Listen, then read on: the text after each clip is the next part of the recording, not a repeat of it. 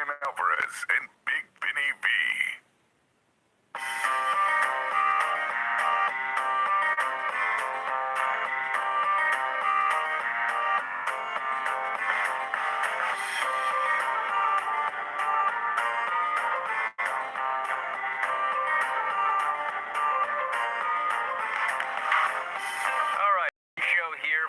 Time, March 19, 2019, figure4online.com/wrestlingobserver.com. If you only knew what Rob did before the show started. I'm just kidding, Rob. It actually was not Rob's fault this time. Yes, Rob. Fuck you, Brian. Oh, get out of here. Get out of here.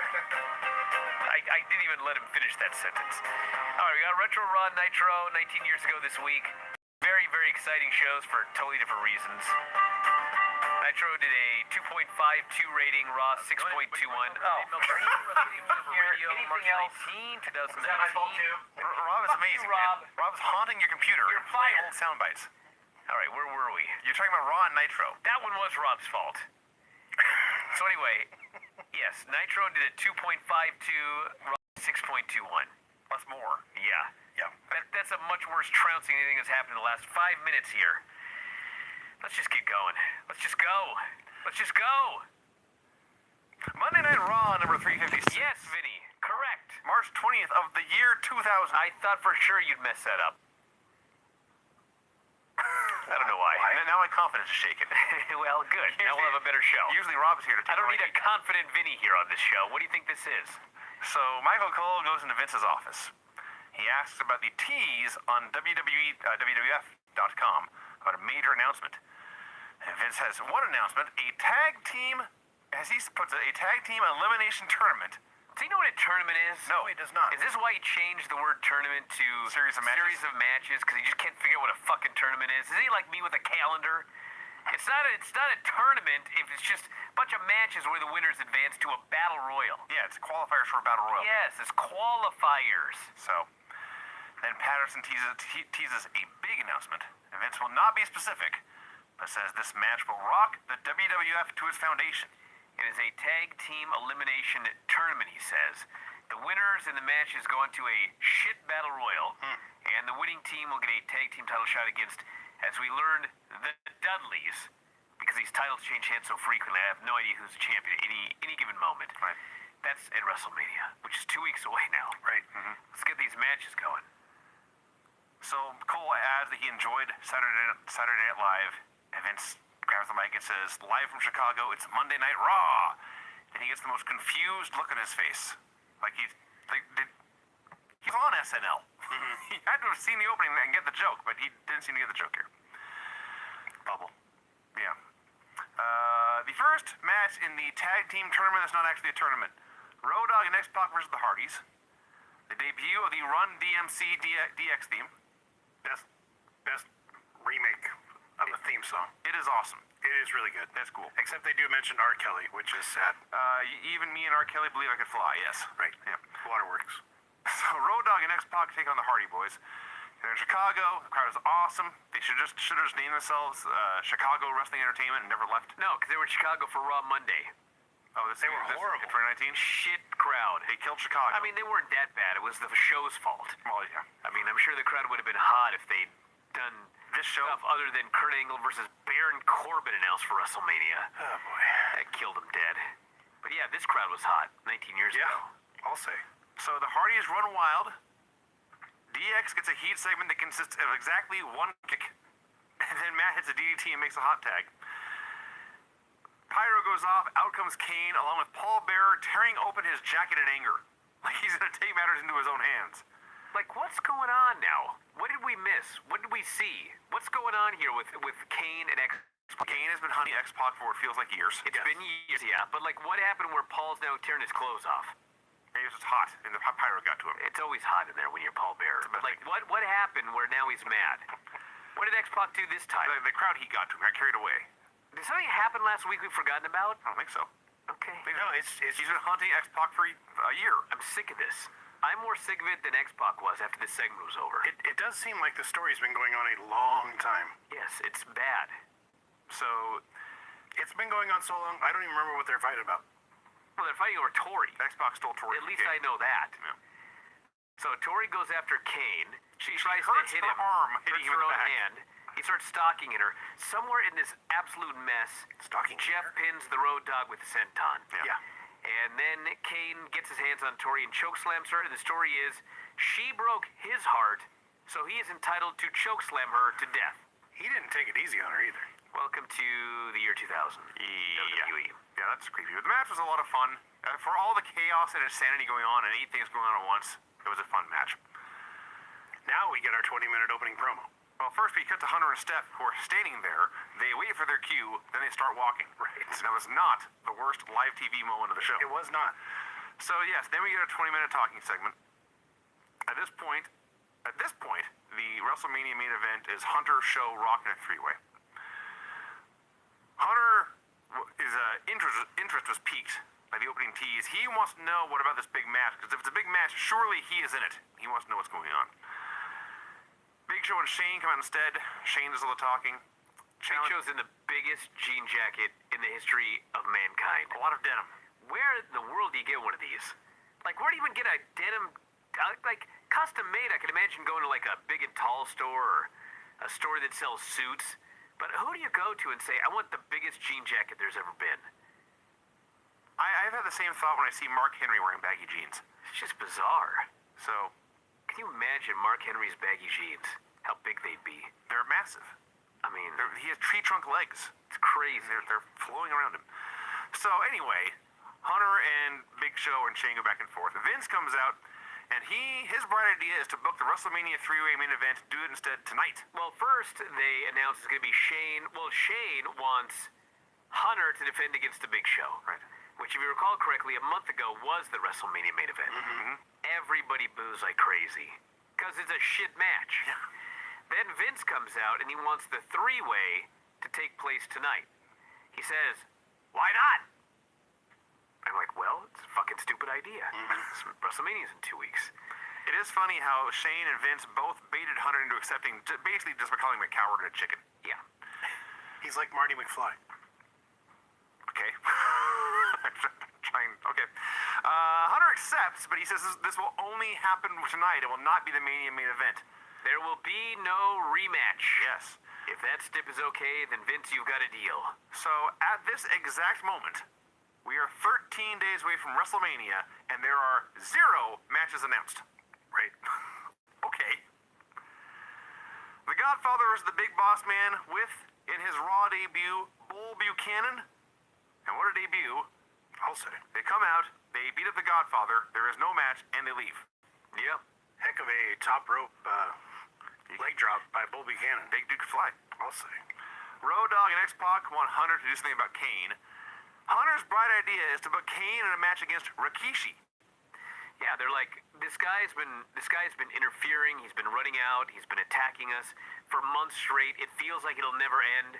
We don't even know why anymore. This is bullshit. You've got to do something about this guy. Hunter's bright idea is, well, put him in a match with Rikishi. Yeah. And he'll beat him up. And the assumption is Rikishi is so dangerous, he'll kill Kane. Well, I guess that's what they thought, because they're all happy with this. They're very happy And I with thought, you two are idiots. They just tried this with Triple H, 2 weeks ago? To punish Triple H, they put him in the ring with Rikishi? And Hunter pinned him? Yes. That's right, Hunter pinned him. I forgot about that. Wow, how could I forget that? I don't know. Too Cool and Dean Malenko. Too Cool versus Dean Malenko and Perry Saturn. Let's just talk. Fun match. Let's just talk about this finish. Okay.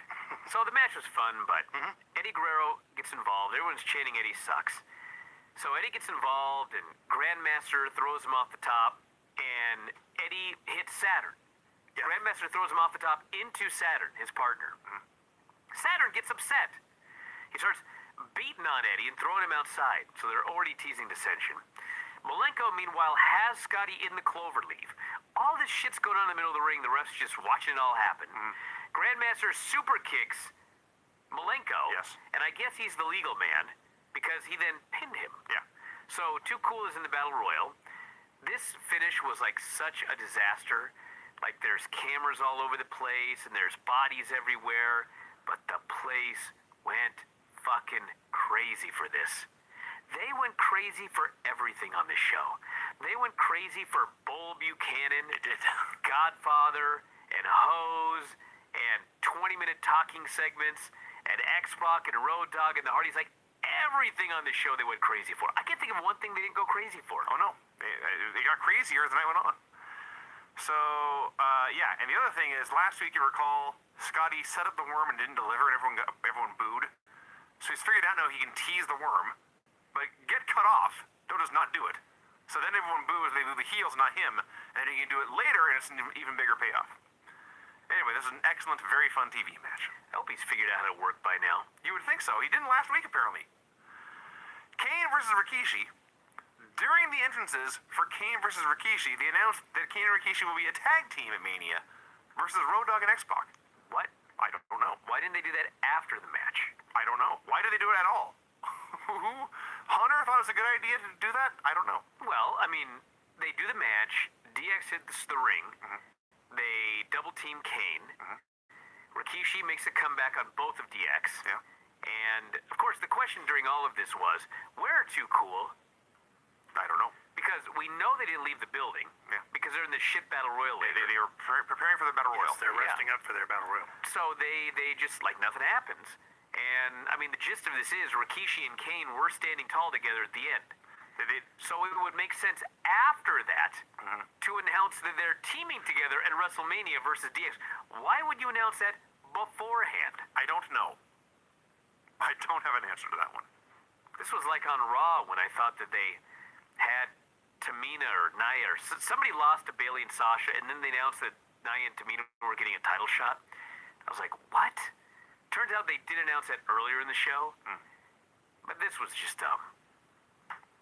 Kevin Kelly is interviewing Chris Benoit, asked him to justify what he had done on SmackDown, which is attack Angle or something.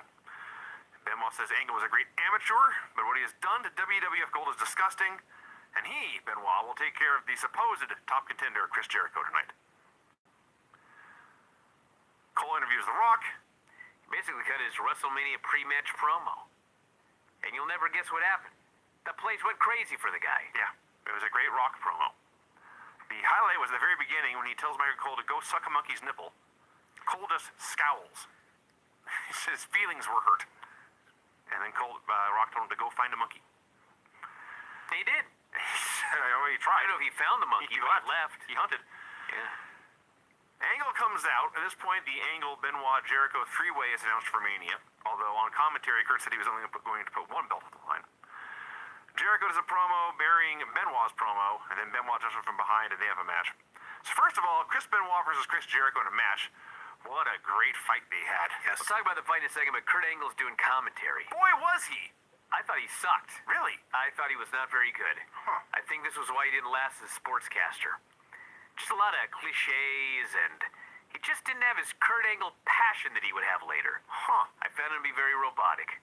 Really? Vinny, you're comparing him to the announcers today. Yes, he's 1,000 times better than the shitheads today. But he's there with Jim Ross and Jerry Lawler, and he was a third wheel.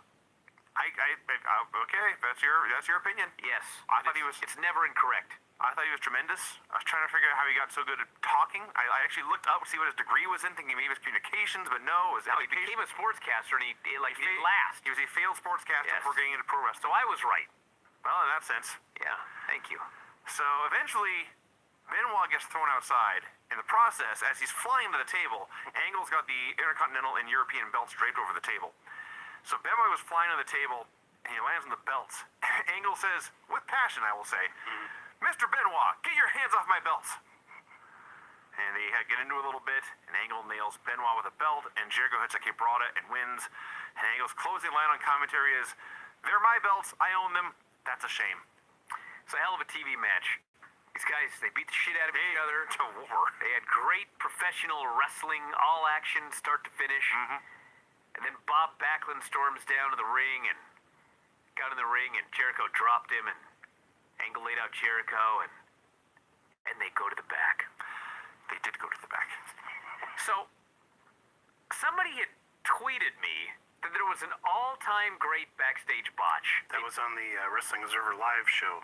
Yes, they tweeted me today, and I didn't think much of it because I had other things to say, other things to talk about on Nitro. I hadn't watched Raw yet. So, I had to watch this 4 times before I figured out what it was. and before I could properly recap it. Okay, before you begin, I just want to say, you didn't have to watch it 4 times. You got to watch it 4 times. I could have watched it 100 times. You had the privilege of watching it 4 times.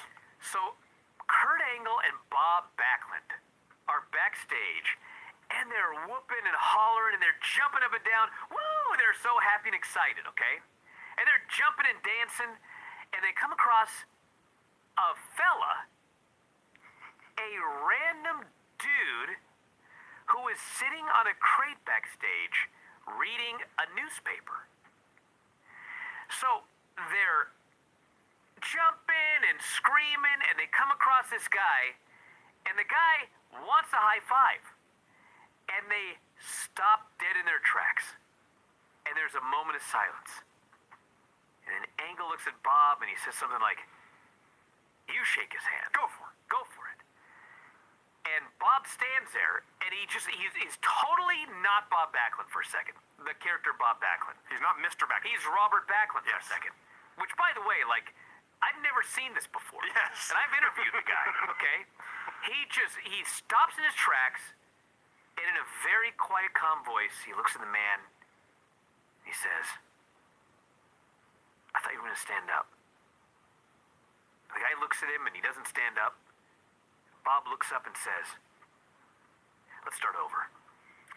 And then Kurt Angle, the best part is Kurt Angle is looking at the guys, and then Kurt looks over the camera. He's kind of got like a funny look on his face, like he's kind of smiling. Yes. He knows it's fucked. And then he's smiling for just a moment, and then he stops smiling because he realizes, oh shit, He was we're breaking fucking down live. the fourth wall just for a moment. This was incredible. Well, first off, forget that they fucked up a take, okay? Forget that they fucked up a tape live. What the fuck was supposed to happen? That's true. I assume that the guy would go for a high five, and Bob would grab him and put him in the cross-faced chicken wing. He would procure the cross-faced chicken wing on this man. Huh. That would work, yeah. That's my best guess.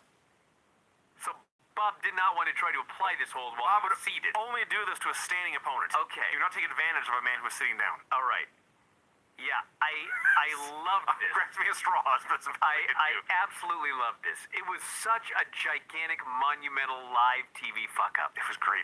And they didn't know they were live. Well, I think Kurt You did. thought you were doing a pre-tape in the middle of the fucking No, show? Bob Backlund didn't know they were I'm pretty sure Kurt knew they were live. But he knew they were live when he looked at the camera. I think even before then. Well, one way or the other. Bob obviously did not. And the other guy, because Bob even gives him, before he talks, he gives the guy a little gesture, like, stand up. And the guy doesn't move, so he didn't know what's going on. So has this been on Botch Club yet on the WWE Network? It's got to be on I can only Botchmania. assume it will be within the end of the month. Why did Angle look at the cameras? You looking to see if the red light was on? He might have Maybe, been, or maybe it's off. He's still new to TV. Maybe I he's think- looking around for someone to tell him what to do. No. I think he knew they were live, okay?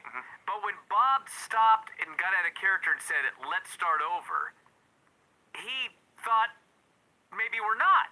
Okay. I think he got confused. That's possible. Anyway, this segment was absolutely amazing. was Even over- Nitro didn't have a fuck up this bad. I will correct you. Nitro didn't have a fuck up this good. Okay. Aha. Steve Blackman's talking to Al Snow. Okay, as much as I hate these segments, This one. I'm a sucker for sight gags. Sight gags. I loved when Abe Lincoln showed up last week.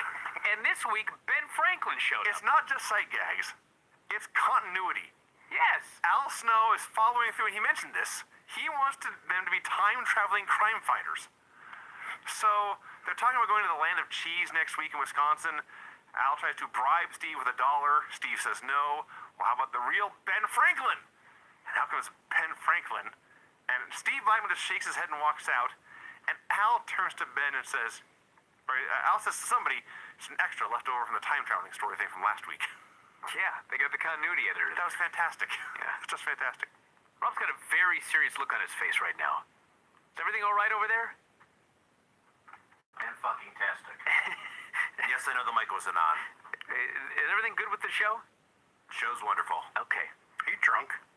Drunk? I need to be. Okay. Okay. Hollies versus Head Cheese. Okay, the match is just a mess. All 4 dudes doing stuff. And then in the middle of it, Taz's music plays. He comes out with a ref to challenge Crash Holly for the Hardcore Championship. He suplexes Crash in the middle of the ring, The ref just looks at him. And Taz and Crash then brawl through the crowd and into the concourse. Now, the plan is, I figured they would just disappear forever. They did. Because they're so short. The flaw in everyone's plan was they took the shortest guys in the roster and put them amongst hundreds of fans who all tower over them. Where's Teddy Long? I assume Taz and Crash were back there doing stuff. I saw the backs of people's heads and the cameraman shouting, "Move!" You could not see a thing, and Jim Ross is screaming, "There's Teddy Long. I see his bald head." I was like, first off, there's 40 bald heads. Like, what am I looking at here? Whose idea was this? And then somehow Head Cheese won. Like, a long time goes by. Hardcore did just fine on his own for like 5 minutes. And finally, they pinned him with a leg drop. It's funny, when they do the backstage brawl and into the crowd brawl, they have like a section roped off to keep the people away from them fighting. This did not happen. No. They were just inches away from the wrestlers brawling. This is why they usually do Right. that. We had a clip of the Run DMC DX music video. A lot of boobs in this one. They went to Scores, everyone. Yeah. Hunter had the brighter idea where he got them to fund his trip to Scores with his buddies. Yeah. Smart man. Yeah. And they wrote it off as a business trip. And they wrote it, yeah. Of course they did. It was a business trip. It was. Right. Yeah. GTV is back. I'm as stunned as you are. The cat asks Terry if she's okay after what Edge did to her last week. Does anyone remember Edge doing anything to her last week? Something happened. He bumped into her, she fell over holding her leg. That's right. I do remember. Something like and then she that. skipped away. She was Yes. faking. Yeah, she was faking it. So Cat's So dumb. why is she still hurt? Yeah, well, I guess Cat's dumb enough to believe it. So Terry says he's in very bad pain, but it's not nearly as bad as the cat must feel for not being on TV anymore. Ooh, wow. And Terry storms off, and the cat's angry, and she kicks a suitcase. Hard to beat Goldust TV when Goldust is in the other company. It's true. Yes. Edge and Christian versus the Acolytes. So during this match, two women flashed their boobs. This was a very boob-heavy show. So Breast intensive, yes. the crowd's distracted. Farouk is totally distracted. This thing fell apart. He is out to lunch. Then somebody gets taken away, or their boobs get confiscated, and people are screaming asshole. And You pick him up and lost and found later. Miss, you're gonna have to hand these over, Lucy. so Edge, well, first, what's his name is out there? Midian. Yeah. Midian comes out. He's wearing a shirt that reads Acolytes plus Midian equals friends. He's carrying a mop. Anyone remember this? Thankfully, no. I do not. Trying to forget it as soon as we're done. Does he drop the mop and Saturn pick it up? At least he had Oh, yeah. clothes on. Yeah. That's positive. So he goes to whack Edge, but he accidentally whacks Bradshaw because there was a reversal. Mm-hmm. So Edge covers Bradshaw. The ref counts 1. The ref counts 2. Bradshaw kicks fucking out for the fucking second fucking time in fucking 2 weeks. This fucker. He's a butthole. Dude! He did this like 2 weeks ago. What a jerk. Can you just lay down and do the fucking job? You got hit with a fucking mop. But no, he had to kick out at 3, tarnishing the win of Edge and Christian to now go into the Battle Royal. And then, on top of that, they got their heat back, beating the shit out of Midian afterwards. Have you ever seen a worse pile driver than the one Farouk threw on Midian? Craig, let me explain how to take a pile driver. Oh, please. No. But, Let me write don't these do down. it. Don't do what Midian did. We saw one actually on NWA that was worse than this. It actually was. It was worse and scarier if you can believe such a thing. It's hard. I know it's hard. Yeah, the one thing you're glossing over here is that the idea was Midian would swing at Edge, but accidentally hit JBL. But the execution was so bad. Right. If you didn't know what was going on, you'd assume he would just try and hit JBL with this mop. Because Midian is so bad, he fucked up fucking up. He can't even fuck up correctly. Val Venus. I didn't say anything, Rob. What are you looking at me for? I didn't say anything either. I was thinking about it. Val Venus versus Test, who is accompanied by the debuting Trish Stratus. And her boobs. Did I mention it was a boob-heavy show? Enormous enhanced bosom. Not only does she have giant boobs, but she purposely crosses her arms so they pop up even higher. Squeeze them up and together, yes. Yes. So, as she's coming out in her cleavage revealing outfit, it's teased that on WWE.com soon will be Trish and Tori in giant letters, live in bikinis. Yeah. No subtlety whatsoever. Yes. I should note, by the way, that I remember TNA Sure. vividly, in fact. But I'm I'm not saying I forgot that it involved Test, because I knew that TNA was Test and Albert, but like, I didn't care enough to really remember. So, do you remember when the whole thing with Stephanie, Triple H, and Test happened, and we were like, well, that's the end of his fucking career. He's done. Actually, he wasn't. He's around for a long time. He continued on, and he was part of TNA, which was somewhat famous because of Trish's TNA. And here it is, the beginning of this. Yes. So they do this match. The fucking sloppiest match you've ever seen. Trish distracts Val, which leads to nothing. And then Test wins with a handful of tights. The brawl breaks out. Albert comes down, hits a sit-out press slam on Val, which was awfully cool. And then Trish gets to cut her very first promo. Whew. Boy, was she nervous. Boy, was she horrible. Couldn't You tell. know, I was lost in her eyes. She ranks up there with Nigel McGuinness as far as someone who started so atrocious and ended up so great. They threw her on TV right away because look at her. But then they gave her a mic, which maybe they should have waited a bit. But she introduced them, she says, everyone wants to see TNA. You're looking at TNA, Test, and Albert.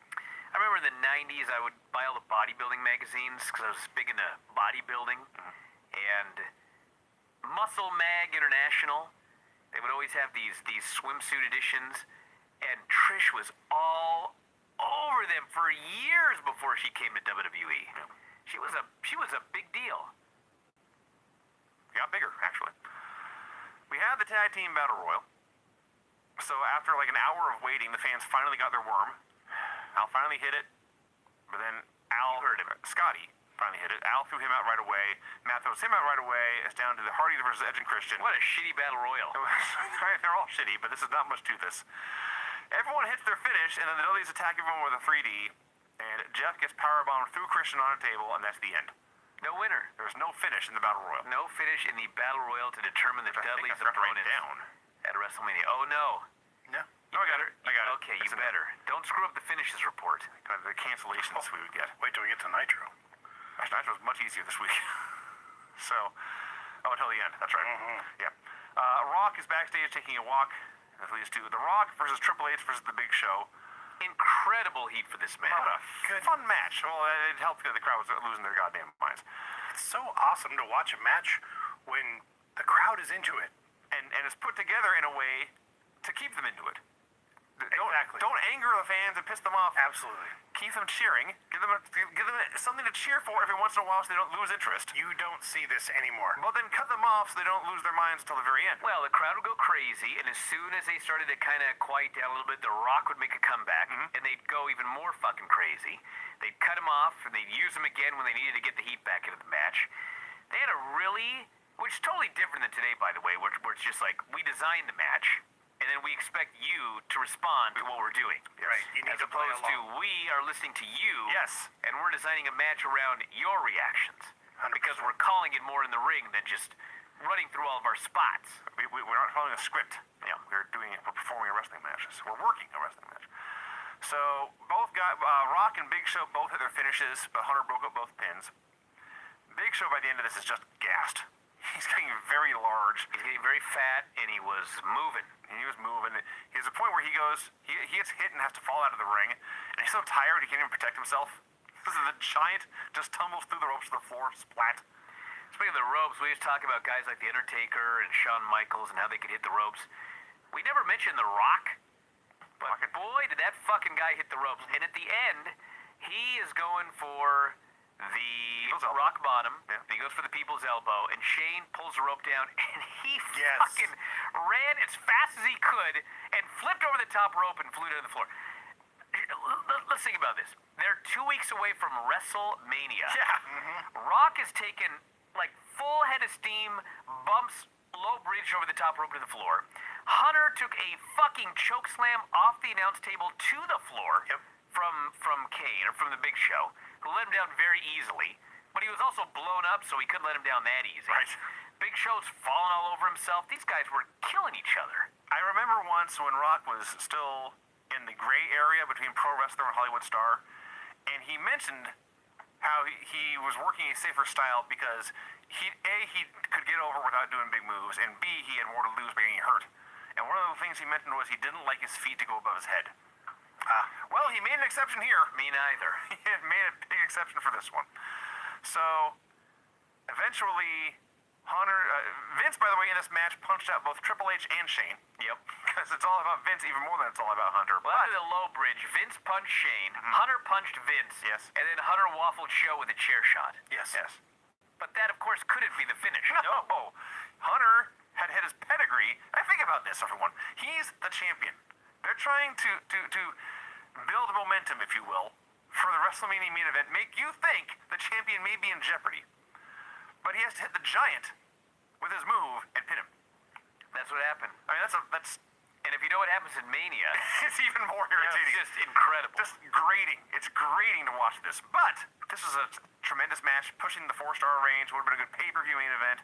Great place. This is going nuts. a great pay-per-view main event with that heat. Yeah. It reminded me of the international incident with the 8-man tag up in Calgary. There was way more heat for that than this. This was But this darn was close. very heated.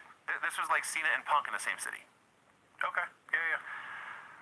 So, Rock and Shane have a track meet. Shane Jump over the barricade. They ran so fast through the This crowd. was in fact a chase. So Rock and Shane have vanished. Show's out there just puffing and puffing. I don't know what happened to Vince. Hunter and Steph go to limp up the ramp when out comes Linda McMahon. And she begins. Now, before she begins, Vinny, Linda comes out Oh, that's right. looking like a robot. And it turned out she was, so Right. I was right about that Most as well. robots have more personality than this. Most fans- robots have more personality than this. Some fan jumped the barricade. Yes. And Hunter doesn't skip a beat. He fucking tackles this guy and lays him out on the ramp. And I thought, brownie points. He speared this fan. Hunter, You saved your future mother-in-law Yeah. in front of your future wife. smart man. You're the smartest man in wrestling. Hunter is a guy. He was never in fighting. He never played football or basketball. He did weightlifting and bodybuilding and then pro wrestling. Now, if you watch him and pay even a smidgen of attention, he's clearly a gifted athletic person. But Sure. when this is like the most athletic thing he ever did. He runs. He pounced him. He's a 270-pound pile of muscle. He clobbers this dude. No wonder I love this show so much. A fan got killed. So eventually, security carries the guy's corpse away. Hunter goes back to Steph, and he's selling again. And then we get Linda McMahon speaking. Somebody pulled the cord, and she says Congratulations, Triple H. No. Oh. Her first 5 words are, Yes. congratulations, Triple H. Like, I can't even say wooden. Mannequins are more lively than this. Congratulations, Triple H. She is a primitive speak and spell. On your WrestleMania victory. You are right. There will be no return triple threat match. But doesn't that kind of beg the question what the main event of WrestleMania should be? This woman got into politics. Yes. No one voted for her. And she won! Nah, She's appointed. she was appointed. Okay, fine. Close enough. But anyway, so she announces a special ingredient should be added. Ingredient. And you know what? We think back to the story of Mick Foley being added to this WrestleMania. It's fucking dumb. He retired in February. He's back in March. Yeah. He didn't want to come back in No. March. He wanted to be gone. They talked him back, gave him his huge payday, put him in the WrestleMania main event. It's embarrassing to him in some ways. But you know what? That's what these fucking fans wanted. It is. She's in the middle of... She hasn't even come close to announcing his name. Everybody's chanting for Foley. When she finally announces it's a fatal 4-way with Mick Foley, it was the biggest pop on a night where these fans were going crazy all night long. Nobody got a bigger pop than Mick Foley. He ran down to the ring, and you'll never guess what happened. He beat everyone's ass. He did. Finally, after all these fucking months, I've been waiting for this for like 6 months now. He comes down, he beats the shit out of everybody. He beats up Show, he beats up Hunter. He parades around with the belt. I was like, maybe he could have done this before like the Royal Rumble. That would have been better. Or that Hell in a Cell match. That might have been nice. Right. Instead of just doing job after fucking job after fucking job to Triple H, he actually laid him out here. So yeah, this was... I mean, it was still a dumb idea, but it was not like an idea that the people hated. No. They loved it. Mick Foley coming back is not Baron Corbin. No. No. No, this got a much better reaction than when Kurt Angle said, I'm going to be wrestling Baron Corbin. I believe you. At WrestleMania. I like Mick coming back here. He looked a little lighter. He had a nice new haircut. Same sweatpants. Yeah, because he Same retired. sweatpants. Got his damn hair off. Got a new shirt, too. They dragged his ass back in here. Because you just can't ever leave. Well, that's true, actually. Yeah. They will not let you leave. That's the story. All right, Vinny, are you ready? I think I'm ready. You think or you know? I am ready, Brian. The finishes on this show were pin after distraction, no match due to double team, a pin and a tag match despite a fifth man in the ring, DQ due to run-in, pin after interference, pin after interference, pin after interference, pin after distraction, no finish in a battle royal, and then pin after chair shot and pedigree. Well, there you go. Now let's talk about Nitro.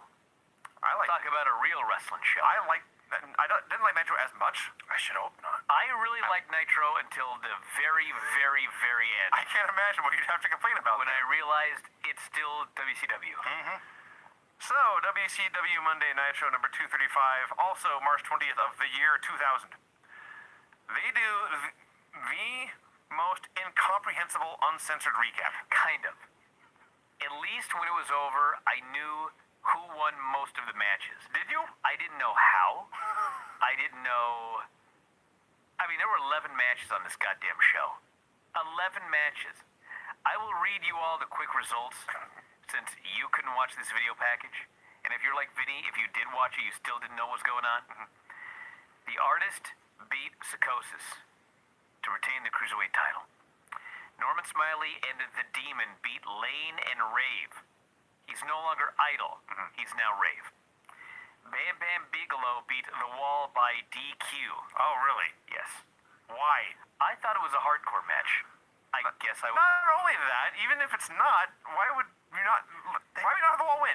They've been giving Wall a monster push. Yes. 3 minutes and 26 seconds. Oh my gosh. Brian Knobbs defeated 3 Count in a 1-on-3 match to win the hardcore title. He beat the shit out of all of them. Kidman and Booker beat Harlem Heat 2000, which apparently was all right. Okay. Vampiro beat Fit Finlay in a Falls Count Anywhere match. The Harrises beat the Mamalukes to win the tag team titles. Dustin Rhodes beat Terry Funk in a bull rope match, which I believe Dave gave 1 star to. Sting beat the Total Package in a lumberjack match. Sid Vicious beat Jeff Jarrett to retain the WCW title, and Hulk Hogan beat Ric Flair in a Yapa-Eye Indian strap match. Upset. Those are the rules, or the results. All right, here is what I got out of this from this video package. Chris Candido is there now. Yes. Crowbar got thrown off a lighting rig through the stage. Because of the movie. Right? That's why they did this. The movie they did with Ready to Rumble. Right. It's coming out and soon. the big bump at the end was him crashing through the stage from the top of the Tower of Doom. Okay. That actually happened in the movie? Yeah. It happened in real life because Canyon took the bump. That's what I was just saying, Brian. No, but that happened on a WCW pay-per-view. The one we were just talking about. No, Kane does it later because it's in Kemper Arena. We were all outraged. Yeah. Oh, that's right. Yep, This is different. Different guy thrown off something high through a stage. Oh my goodness. Harris is at the tag champs. In the middle of all these clips, suddenly Dustin Rhodes is punching a man in a chicken suit. And none of the announcers have anything to say about this. No. I'm watching this, and there's wrestling moves, and there's pyro, and there's title belts, and there's Dustin Rhodes punching a man in a chicken suit for no explanation. I'm baffled. Vampiro helped Sting beat Luger, or as a result I got. Hogan and Steiner somehow got involved in the title match, although I didn't know who won. And then Hogan beat Flair in the strap match, which was actually the main event over the title match, which plays into this show. I'll read the chicken suit thing to you, Vinny, so you understand. This is from, however, Wikipedia, which may make it funnier. Yes. Prior to the next match, Terry Funk brought out a chicken, stating it was Dustin Rhodes' little brother. The match was scheduled to be a bull rope match. However, during the match, Funk stated he was changing the match to an I Quit match. When Funk was about to get Rhodes to quit, the referee stated Funk did not have the authority to change the match stipulation. I'm so happy we didn't watch this. This got a star. This is at least 1 star too many. I watched it live. I'm sure I did at the time. Yeah. All right, let's get to going on the show here. So earlier today, Sid is still champ. He's wearing blue jeans, a flannel shirt tucked into his blue jeans, and the World Championship belt over both. And he's coming down the steps through this crowd of people, cheerleading them for himself. They're going crazy. He's getting crazier. He was the greatest, ugliest cheerleader you've ever seen. It's so awesome. This early 2000 Sid WCW Championship run is so... It's underrated because he got lost in the crap that came before it and the crap that came after. He's like the friendly ogre high-fiving fans. He is. He is. He's a very energetic Shrek. It's awesome. So Gene then interviews Sid. Oh, God, poor Sid. The first thing he says is, Jeff Jarrett ain't so smart after all. And then he bumbles his way through this promo. He loses train of thought, stumbles all over himself, talks about how you could take a pig and put a purple ribbon around his neck, and even take him into your living room, he says, but he's still a pig. Okay. Sure. An old Arkansas saying. I was going to say. Jeff is still a pig, the belt's around his waist because he deserves it. Yeah. Gene wants to know who is next. At this point, Jeff Jarrett interrupts. Even Sid gives a giant eye roll to this. So Jarrett challenges Sid to a tag team match. If I pin you, he says, I will get another title shot. If you pin me, I'll never ask for a title shot again. Before you answer, here's my partner. It's Scott Steiner. Why would you do this if you were Jarrett? What an idiot. Yeah. You know what I mean? Because he's so... Save that. He's so ridiculously overconfident in his own abilities. I see. It's impossible to think he could possibly lose to this man. No, I'm just saying, like, if you want Sid to accept your challenge, don't say that Steiner's your partner. Oh, well, that's fair. That I don't know. So Steiner comes out. He has the tape over his mouth with the word censored written across it. Apparently he says something naughty at the pay-per-view and something else naughty on this show. He promises to kick Sid's ass, to make a long story short. Sid laughs at this, calls them pigs again. That's some interesting conversation coming out of a couple of pigs like yourselves. That's what he said. Yeah, he said, so it worked. Yeah. So he says he needs no partner, but there's a list of 20 people backstage who would like to put a foot in their ass. He says, hit the music. But before he says this, somebody had already hit Hulk's music and then turned it off. Yep, oops. So Hogan comes out. Hogan puts Sid over. Sid, he says, you're a great champion. You are the man to get WCW back on track. And I'd love to be your partner. Sid drops to his knees, begs Hulk Hogan to be his partner, and Hogan accepts, and the match is on. This segment was awesome. This is good stuff. Everybody was on fire. The wrestlers are on fire. The crowd's on fire. It didn't go 20 minutes. I loved this segment. It went as long as it needed to go. Yep. Everyone got a chance. No one And then it was over. Wasted time. Everyone made their point. It was done. Yep. Team Package is backstage talking about this Vampiro goof. I love when Luger's talking and Liz is just sitting there on a box like that guy backstage at Raw. Actually, yes. And Flair, as Luger's ranting, he's just there squeezing Luger's muscles. Yeah. He does not give a shit, and I love it. So Lex says it's time to take care of Vampiro. He'll take out Vampiro. Flair, he says, you take out Sting. And Flair turns to the camera and first he says Vampiro made a career mistake picking a fight with Team Package. Sting, I know you better than anyone. That's true. I know all your weaknesses. I'll take you out tonight. You're going to fall to Team Package. So far, this show's great. Then we get Chris Candido walking around. Yeah. Yay, Chris. There's Sid at the Nitro Party. I skipped this stuff now. I recap my last one. I was so mad because I was trying to skip forward past it. And as I'm skipping forward, my peripheral vision, I see that it says Spring Breakout 2000. And there's something X'd out. And like, I should have just kept going, but I was like, what the fuck did they X out? Like, 1999? They just replay it and put an X over it? What did they X out? I was so intrigued. I had to fucking rewind. You know they X'd out? A phone number. Nothing. Oh. There was just an X underneath the word 2000. Excellent. I was so pissed off. It's 30 seconds of my life lost for that fucking guy. Mm-hmm. What's his name? Ricky Rackman. Ricky Rackman. He's not that bad. Yeah. Gene interviews Chavo Guerrero, who Gene explains as, this is a quote, suffering from a case of the shorts. What? I tried to look it up. I am assuming... He's talking about money. They're still talking about money. Yes. I assume a case of the shorts means a shortage of funds. Yeah. So, I thought he needed lifts. hey, might they do that too? Chavo asks, how can you have a cruiserweight tournament without the best cruiserweight in the tournament? And Gene says, he was. Chavo says, I'm talking about me. Yes. Gene was so great. So Chavo says he's back, he needs the money, and he distracts Gene and steals his wallet. As he leaves, Gene just says, Chavo Guerrero, nice kid. The story is he was gone trying to get his Amway business in order. Yeah. Not working out. Now he needs the money. He's come back to wrestling. And theft. And he robbed Gene. He's lying, cheating, and stealing. I told you that he was the repo man. Huh. You didn't want to believe me. Chavo Guerrero's pyramid scheme didn't work out. Yes, he looks exactly like the repo man when he started to lose his hair. That's true. The artist and Paisley join the announce desk. Chris Candido versus Lash LaRue. Has there ever been a bigger discrepancy in talent in one ring? Been a while. Nah, Yeah, you kidding me? yeah. Lash was okay. Are They had you a kidding decent match. The answer is yes, Craig. But yes, Chris Candido is awesome. Yeah. It's bittersweet watching him because A, he's really awesome, and B, he's gone now. That sucks. Right.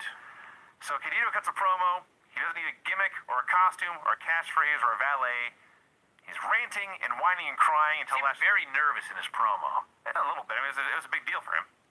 So, Lash attacks him. The match is on. It's very basic. It's very good. And Candido hits a top rope superplex and a diving headbutt for the win. I didn't quite understand the artist at the desk there, and Paisley did all the talking for him. Yeah, because he's the artist. He's supposed to be doing a Prince gimmick. I don't remember Prince ever looking annoyed and rolling his eyes at everything everybody He's a heel prince. A heel Prince. There's a lot of gifs out there of Prince rolling his eyes at people. You know what I mean, though. No, you're right. He's a shitty Prince. I'll give you You don't want the artist pretending to be Prince. talking. Yes, that's what Paisley is for. Yes. Yeah, she's gorgeous. Yes. Yeah. Okay. King Booker did well. Yes. Lane and Ray were talking about turning Rizats down, and they can't believe Miss Hancock turned them down. Who could be more adhesive than us, they say.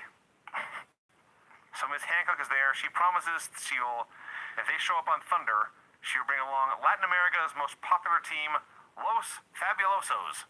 Is it really going to be Danny and Silver King after that wretched segment I last week assume. where she turned them down? Oh, wow. And they wanted to stimulate her.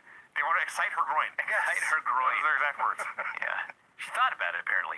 On a week's reflection, she says, you know what, they did excite my God groin. damn, my groin was stimulated by that conversation. LaParca is backstage playing air guitar. These two, Finley versus LaParca. I wanted this. Remember? You did. It wasn't as good as I thought it would be. No. 'Cause they didn't give him a lot of time. No, they didn't. While it have time lasted, for it was match. a good little fucking battle. So LaParca has a new gimmick, which is, it's a joke, but it's an awesome joke. He sets up his chair in the middle of the ring. He climbs on it, and he grabs a microphone. And as he starts gesturing, another voice comes in. It's like they literally did the same thing with Kai and Tai on SmackDown. Sure. So someone is doing this promo about, what's up, homies? Here's the 411, or whatever the fuck he's saying. And it's this is a big joke. We're all having a hearty laugh. But then the voice starts insulting Finley. Hey, crew cut. I'm going to beat your ass, whatever he's saying. And LaParca, this is not part of his plan. No. And he's panicking. He's trying to explain to Finley this is not his voice. He means no offense. Please don't take it out on me. By the way, still holding the mic to his mouth. Yes. All you have to do is pull the mic away, and Finley would see that he's not talking. Yes. It appears he is gesturing he will lay down and let Finley pin him to avoid this murder. But the murder ensues. It might have been better if they'd done this on one single solitary Nitro before this. Yeah. Well, that's actually the theme of the show. Yes. Kinda. But it's just a squash match. I think Parker hit one dive the entire match. That was it. But as squash matches go, it was fun. He had two dives. He had one through the ropes, and then he put Finn on a chair and went for Pescado. But See, I think we were supposed to miss right. that one. we did miss. He crashed into the chair. Yeah. So Finley won. So we only hit the one. And Finley hits a rolling fireman's carry and pins him. So we get a shot backstage. Tori is sitting down. On one side of her is Billy Kidman. On the other side is Booker. And I'm like in the middle of typing a Brazzers joke. And before I can even finish it, Yes. Mark Benton just shouts, mind you. Yes. Look at that cleavage! He says, "Look at Tori. For God's sake, look at that cleavage." So there you go. Subtle. They were not subtle at all. Although they did not say Tori would be in a bikini live on WCW.com. That's true. They were the more subtle crew this week. David Flair and Daphne go for a walk backstage. I loved this. I thought Daphne was so great. David's in a neck brace, and he's walking, and he's all angry. And and she's kind of behind him. She knows he's in a bad mood.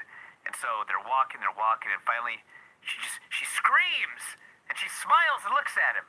And his expression does not change. And then she's sad again.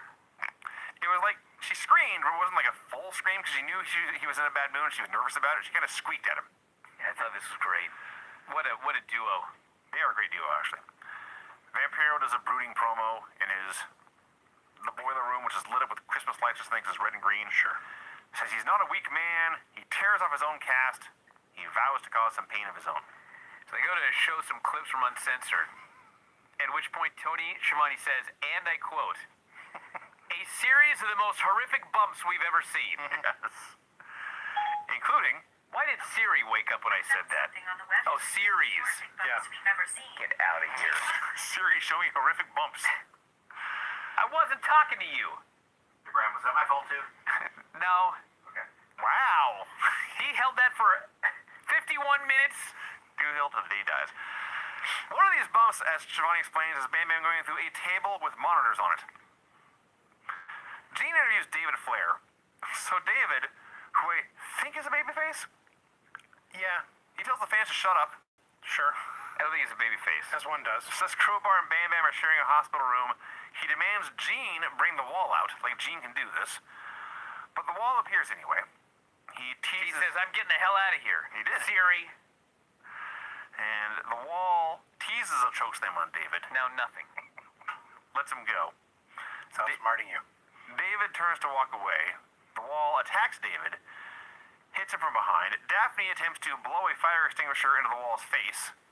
He no-sells this, and he chokeslams David through a table. Remember when they randomly beat the wall and ended his streak? Yeah, Bam Bam pinned him. That was dumb. that was fucking dumb. This table bump was not the greatest. David went through basically knees first, back of the knees, and so Excuse me? you know what I'm saying. No, I don't have okay. any idea what you're saying. He I don't went think through back of the knees I first. go back Well, to the knees first through anything. yeah. How the fuck High did you do grass, that? maybe. He went through backside first. Thank you. Ass first? Sure. You can't say ass. He went back to the pelvis first. His ass went through the table So first. His buttocks. the left side of the table. Didn't you call someone a butthole earlier? I did. Okay, well, you say he went butthole He went butthole first. through the table. He actually did. But the left side of the table, like, it broke and it just smashes him in the head on the way down. What I noticed, while we're talking about this in detail, the wall, like, after the chokeslam kind of loses his balance, Yes. and rather than grab the rope and stay in the apron, he like tries to jump over the table, but as he jumps, the other end comes up and almost trips him. You've never seen a table bump go almost as disastrous as this one. So Knobs then tells us don't try any of this at home. Good idea. So the Wolverine stomp of the night is David Flair. That's what he said. Yeah. The Wolverine stomp of the night by Wolverine Boots, which I guess was a thing. They couldn't have got this when Benoit was on. Indeed, yeah. The stomp of the night is David Flair being chokeslammed through a table. Thank God that happened so they could get a sponsor. Yes, and then after this sponsored image of violence, Schiavone says, it's horrible you had to look at that. Let's show you something pleasant. He says, let's show you something pleasant. Up comes an image of WCW magazine with Kevin Nash and his luxurious hair on the cover. And I thought that's what he was talking about. And then they open, and there's a Tori Wilson and her legs centerfold. Which was, I will acknowledge, even more pleasant to look at than Kevin Nash's hair. Kidman and Booker versus the Heresies. Short and worthless, I wrote. I actually, literally, my notes just read Vinny. I guess I just given up on this. And I was just going to throw to you. In this match, you could tell that the Harris twins were actually twins because they screwed up the exact same finishing move. The exact same way. Do you think I can take a bookend, which for using not paying attention involves jumping up and letting the guy throw you down? Yeah. So Booker gets hit with a belt for the DQ, and in the melee afterwards, Tori almost falls out of her dress, or maybe even did and just covered up. I'm sure she did, actually. I missed that. She's on the floor after. Well, you know, we know how you feel about rewinding, so. There would have been another big red X over this, I'm sure. Disco backstage tells the Mama Luke to cheer up. They lost the tag titles last night, but cheer up. And they say, dude, you messed everything up for us, and then you didn't get us a rematch tonight. And Disco leaves, and Vito says Disco is done. And they walk off, so I don't know if they're going to talk to the mob boss to get Disco fired, or maybe getting whacked again. I was going to say, fired. Get him killed. Yeah. Luger and Liz go for a walk. Vampiro broods. We got Lex Luger versus Vampiro. Okay, seriously here. So I was talking on Observer Live today. Somebody was asking about The Miz versus Shane McMahon. And I really got to thinking about it, and I realized I'm very excited for the match. Are you? Well, yeah, because first off, they're not facing somebody else to drag down. They're facing each other. You know what I mean? You're gonna drag each other down. Yeah, exactly. It's just one match instead of two matches. That's fair. Okay. And I also thought Miz never does anything dangerous. And Shane never does anything safe. That's true. And they're going to be together in the ring. There's no oil and water Can thing you going on fucking here. imagine? I don't know. So anyway, I got to thinking about that, and it led me to this match. Vampiro versus Lex Luger. Who the fuck put this match together? I thought, Vampiro never even learned how to take back bumps. He's a luchador. Lex is Lex. It's 2000. It's more Lex every day. And they're going to have a match together, okay? So, I watched it with exceedingly low expectations. And granted, it wasn't the greatest match I've ever seen. They were met. But as far as like what I was expecting, it far exceeded that. And the crowd's going crazy, and Luger tries the rack, and Vamp flips over, he makes his big comeback, the place is going crazy, hits a flying clothesline off the top for a near fall, Flair comes out, Vamp is beating the shit out of two guys at once. The place is just going crazy for this guy. Flair throws the bat in, Luger whacks him with the bat, Luger puts him in the rack, and Vampiro loses. And I thought, that was a fucking miracle. I thought that match, I thought it was good. I would not go that far, but I wrote here some cool power spots, but mostly boring. But Lance thought I was crazy. He thought this match sucked. He Lance called always- me an idiot. Lance always thinks you're crazy. I realized that. It wasn't that bad, though, was it? there's a medium around here. I thought it could've was been- okay. It certainly could have been much worse. Yeah, if they wrestled a million times, okay, every other time would be worse than this. I can't imagine it being better. You know what I'm saying? Was that noise? Actually, no, I don't know what you're saying. What does that sound? Did I make a sound? I heard you still on test. Thankfully, we can't rewind life. It's going to be recreating Brian's noise at this Lex Luger Vampiro match. That's how powerfully I feel about So it. yeah, Vampiro is the guy he is the goof trying to stick his nose in the main event scene, and by the end of this, he was in fact a goof. And he lost. True. I think he was still undefeated. Maybe He I'm wrong wasn't about a goof. I mean, come on, he beat up two guys and he got fucked with a bat. that. He was totally Excuse over. me? He did. I missed that part. He did. It's true. So they're beating him up, and Sting makes a save. And they're doing a Sting and Vampiro versus team package feud. Dean interviews Jarrett, and Gene says, "You could be driving a cab by the end of the night." What? Well, if he's not going to get a title shot again, he may as well quit. Does he never wrestle again? I mean, that's what Liger did. He's driving a cab? He's an all-time legend.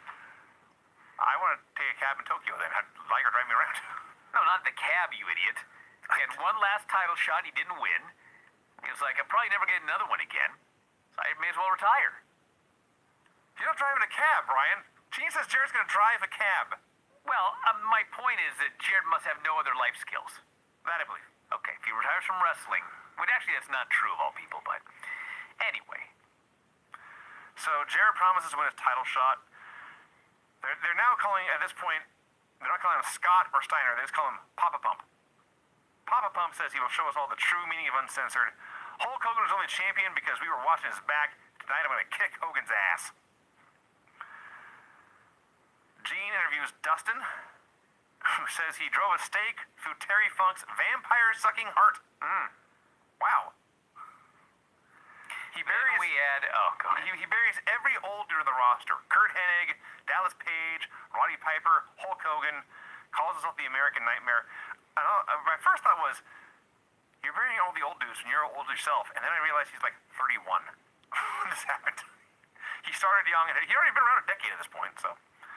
Sid, I vividly remember this from 19 years ago because I thought Sid was so awesome. I must have watched this like 100 times. It is great.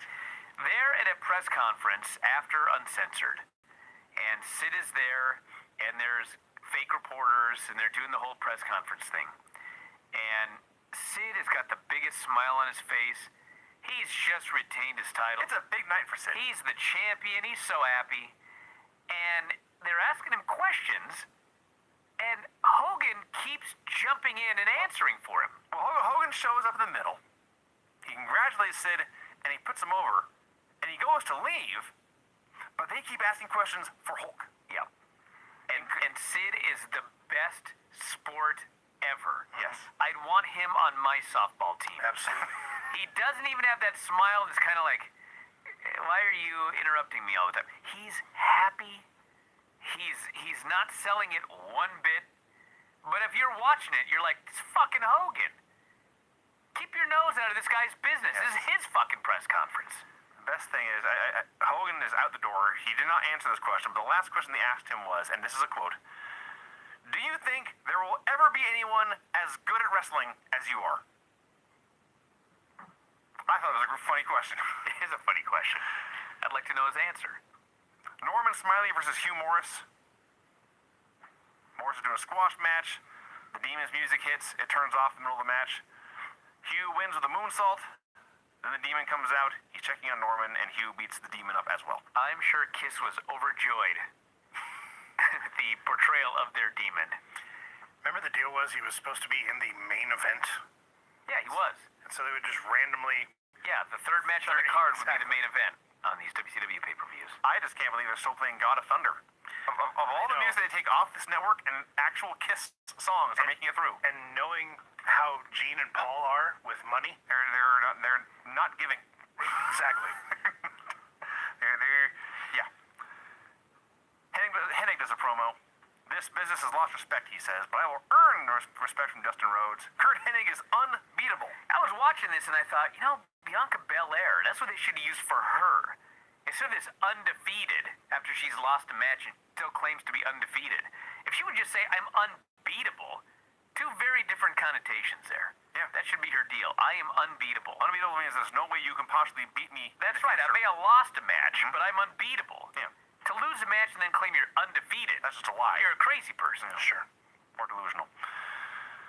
Dustin Rhodes That goes... could be construed as crazy, Vinny. It actually could. Thank you. Yeah. Dustin Rhodes goes for a walk. Gene is outside Sid's locker room, where he explains Sid Vicious and Hulk Hogan are planning their strategy. I am very hopeful to get an interview with Sid Vicious and Hulk Hogan later. I gotta talk about this Hennig Dustin thing here again. Why? It's my gimmick. All right. They're having a match. Hennig's got a cast on. They go outside, and first I'm gonna tell you what happened. Hennig has a cast on, and Dustin starts taking his cast off. And the bell rings for a disqualification. And Mark Mann goes, why was that a disqualification? That's not illegal. And Dustin shoves down the referee, and Hogan runs down to make the save, okay? So that's what happened on television. Now I'm gonna tell you what I think really fucking happened. Referee was fucking Nick Patrick, okay?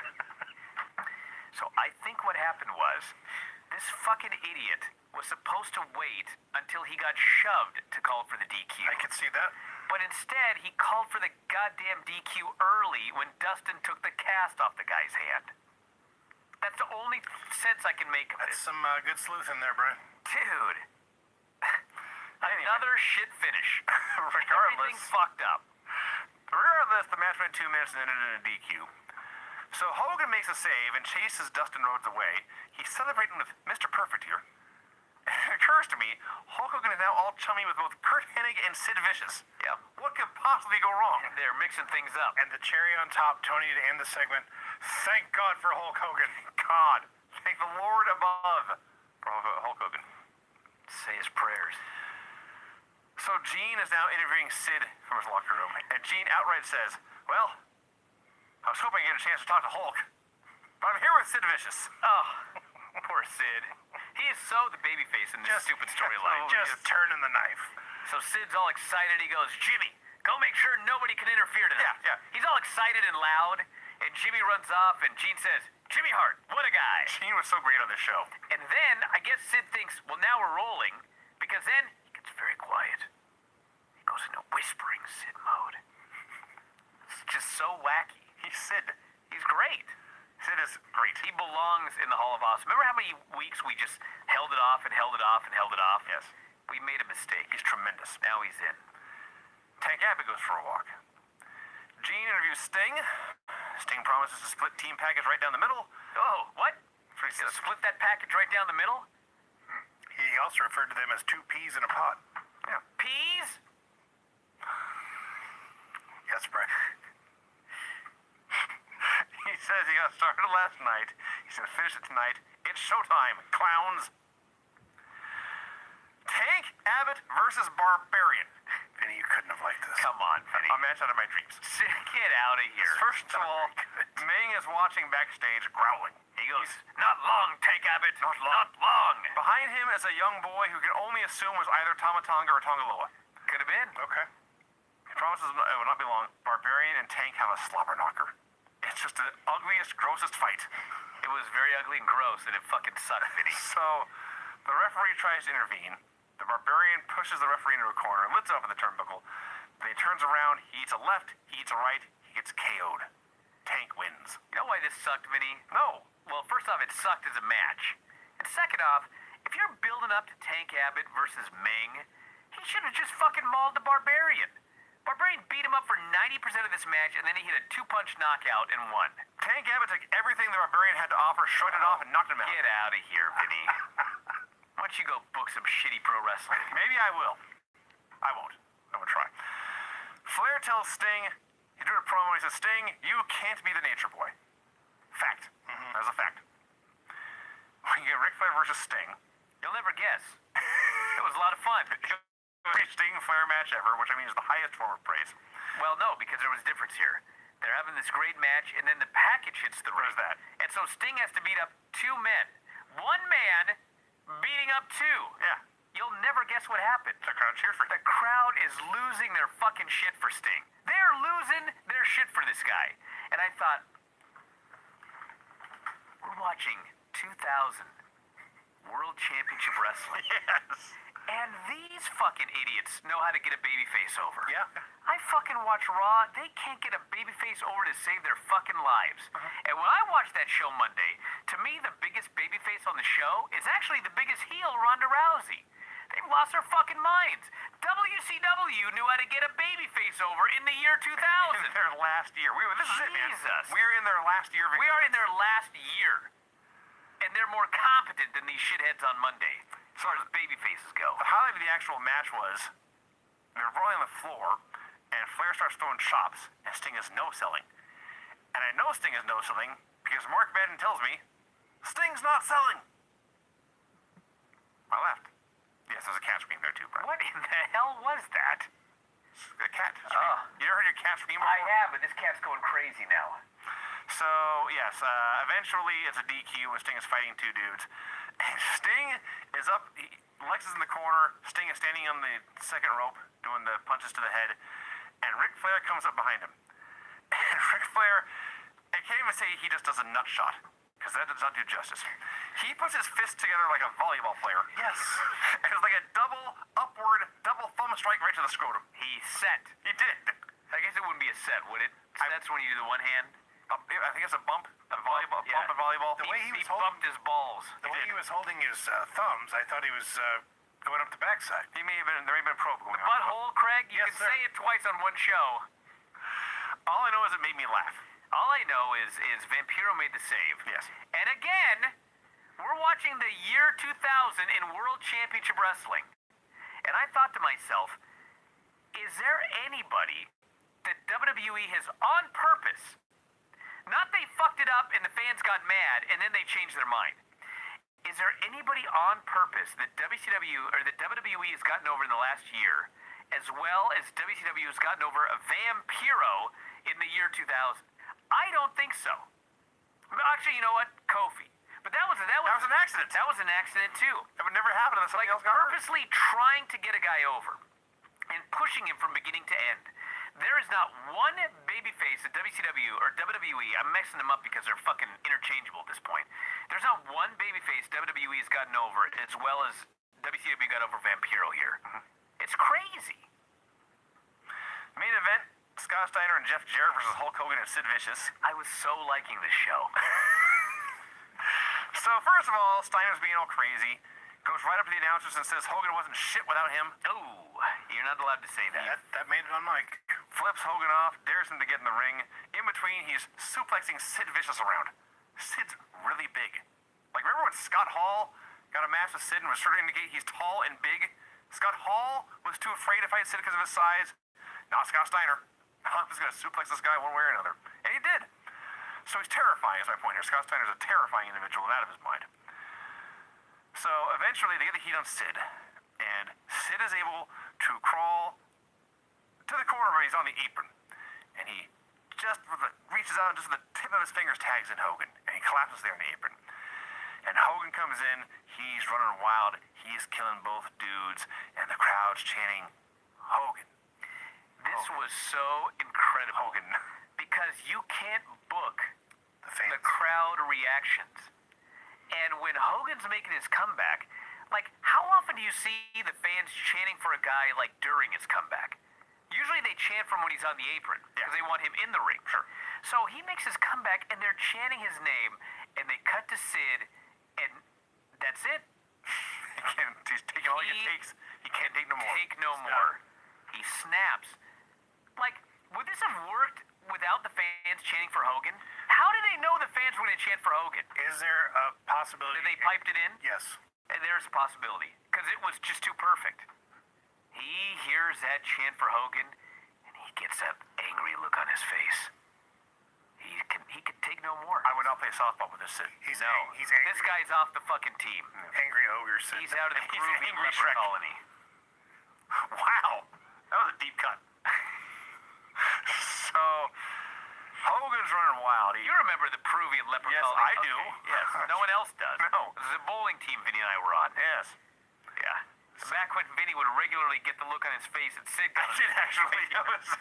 You were a poor fucking loser. You were not Sid. And I lost every week. Oh my god. But you were in your own head. Peruvian leper colony. So there was a story. I forget what the story was. Well, I've heard of Peruvian marching powder. There's such a thing as a Peruvian leper colony, Craig. Okay. What the fuck are you marching talking powder? about? Peruvian marching powder is cocaine. Okay, well that's not what this team was about, Craig. there's no Understood. This team was about trying to make Vinny into a winner. And it wasn't working. Well, And he would get more and more angry, and he'd just get furious, and then he'd bowl even worse, and somehow he met Bridget and she married I him. was going to say, this is what happened. My horrible bowling led to me in love of my life and fooling her and marrying me. Yeah. Yep. She made my absolute worst. Yep. This is all true, everyone. It is. This is a shoot. Yeah, we set that up, me and Katie DeCourcy. And it's all far more logical than the finish of this here Nitro match. Hogan whips in Jarrett, and he hits a big boot. He whips in Steiner, and he hits a big boot. And he turns around, and there's angry Sid, who grabs Hogan by the throat, and he chokeslams him. And I'm thinking, okay, now Jarrett or Steiner will make this pin, turn it all be a big group thing, and they'll... Yeah. Sid pins Hogan. Yes. Sid makes a cover. Steiner and Jarrett are pointing up to count. The ref counts 1, 2, 3. Now wait a minute. What was this match again? Sid and Hogan were a tag team, you see. I see. And they were And facing... Sid pinned his own partner in the main event? This was one of those things that I wrote about in Death of WCW, and then I saw it here again. I just started laughing. Yes. What the fuck were they thinking? Don't know. Why did he pin his own partner? Do they know how wrestling works? Does that mean Jarrett and Steiner lost, or did they also win? They won and lost. This is like Bam Bam getting counted out of It's nowhere. almost that illogical. Bam Bam getting counted out of nowhere. Yes. Was actually, I think, worse than pinning your own partner. This is- that- 'Cause at least there's a level of intimidation here with the referee. Sure. But this was really fucking dumb. I just don't know how you put it How in do you split the money? Exactly. Do they get their win bonus? They get their win bonus, but so do their opponents. Does Hogan get it? Hogan's team won. Hogan's Of partner course Hogan they got. gets it, yeah. And if that's the case, why doesn't everyone do this then? I don't know, this was ridiculous. The only... Now, okay, that sucked. That sucked violently. As far as the Hogan-Sid thing, the only problem was it was a one-show storyline. If they had built it up over a week or two, it would have been even better. It's true. Yes, yes. Yeah. Well, he might have done something on Thunder, for example. They might have. They might And have. on the pay-per-view. But it was all... The Hogan-Sid stuff... accepting that it was rushed, was all very, very, very good. And this, I said it about Sid earlier, but really the whole show, this spring March era of WCW 2000, in between the two Russo runs, is much better than people remember. It is. It is much, much better. These shows are not boring. No, People call this like the boring Sullivan era. It is not boring. No. It's not like they range from It bad is not the best thing I've ever seen. No. But there's good stuff in every show. There's bad stuff in every show. This is better than a lot of Raws I watch nowadays. I would say almost all of it. I don't watch them, so I was going to say, what are you talking about? Is there like a big reset show coming up? Like Of course there is. Yeah. because everything's going along fine, and they have to piss in it. Yeah, Russo's coming back, and we get the big Russo-Bischoff Hug. reuniting, or I guess pairing. Then they hate each other. Anyway, it'll be a lot of fun. Less than a year left, baby. This was a fun week to watch This retro is shows. the best pair of shows. Yeah. Raw was very, very good. Nitro was one of his best shows in the past several months. This is the most fun I've had watching the retro shows. Well, certainly in 2019. 100%. Well, are you ready, Vinny, for your finishes report? Mr. Alvarez, I am prepared. Well, okay then. The finishes on this show were clean pin, DQ due to belt shot, submission after bat shot, clean pin, DQ due to cast removal, knockout, DQ due to interference, and one dude pinning his own partner in a tag team match.